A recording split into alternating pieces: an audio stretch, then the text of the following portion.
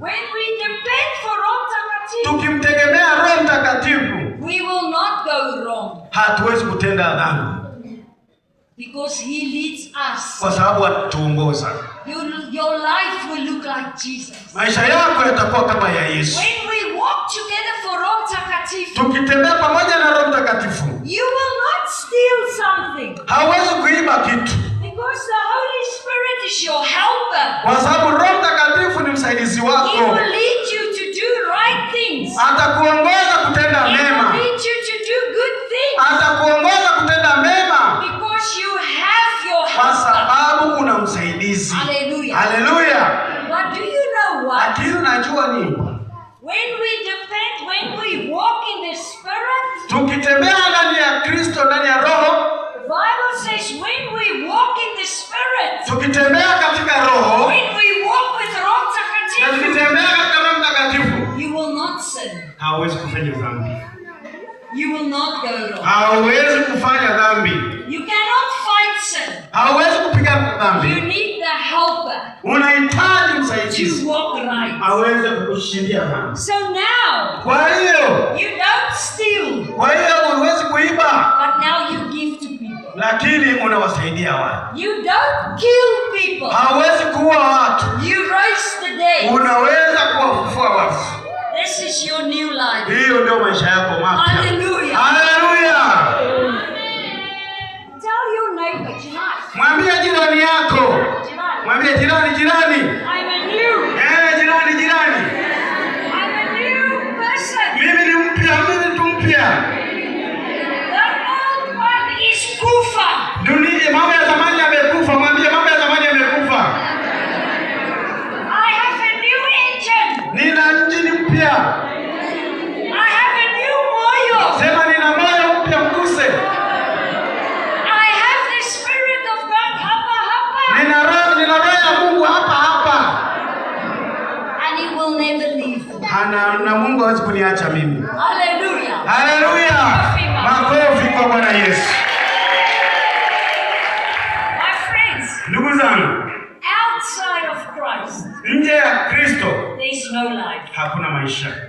You will suffer. I Utateseka. will suffer. Nitateseka.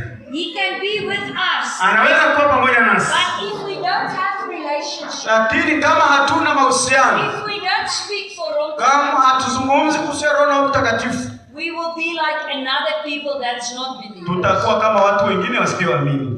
So I am here this morning Kwa hiyo nipo hapa leo asubuhi to tell you are new. kukuambia wewe ni kiumbe kipya. If you are born again, Kama umeokoka, you are part of the family. wewe ni mmoja kati ya familia ya Mungu. But I want to tell you, Lakini nataka nikwambie, there are many people here today. kuna watu wengi leo hapa. You say, Esther, Unasema Esther, I'm in for church a very long time. kwamba niko ndani ya kanisa kwa muda mrefu. You can even say I'm in choir for a long time. Hawezi kaimba hata kwenye kwaya kwa muda mrefu. But I have not received this new moyo. Lakini sijapokea moyo mpya.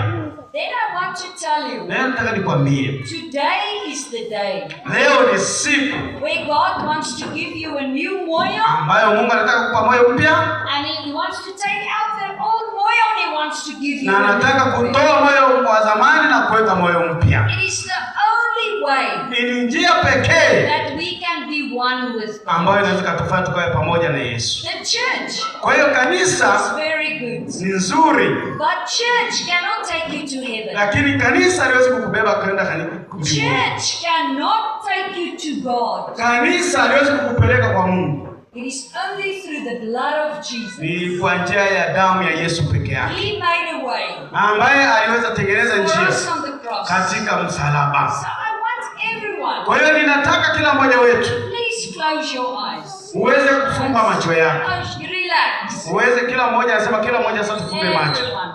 Anasema sasa kila mmoja afumbe macho. Let's respect our neighbor. Tuweze sasa kuheshimu majirani zetu, maana tuweze kufumba macho sasa. This is between you and God. Hiyo sasa iko kati yako wewe na Mungu. Tufumbe macho. God knows your heart. Mungu anaujua moyo wako. He knows you. Anakujua wewe. Tufumbe macho. So God wants to come and live in you. Yesu anataka kuja na kukaa ndani yako. He doesn't only only want to meet with you on a Sunday. Hataki tu kukutana na wewe kwa sababu leo ni He Jumapili. wants to go with you home. Anataka aende na wewe mpaka He nyumbani wants to kwako. live with you every Anataka day. kuishi na wewe siku zote. He wants to be your best friend. Anataka kuwa rafiki yako mzuri. He wants to be your helper. Anataka kuwa msaidizi wako. You know, Jesus died on the cross. Unajua Yesu alikufa msalabani.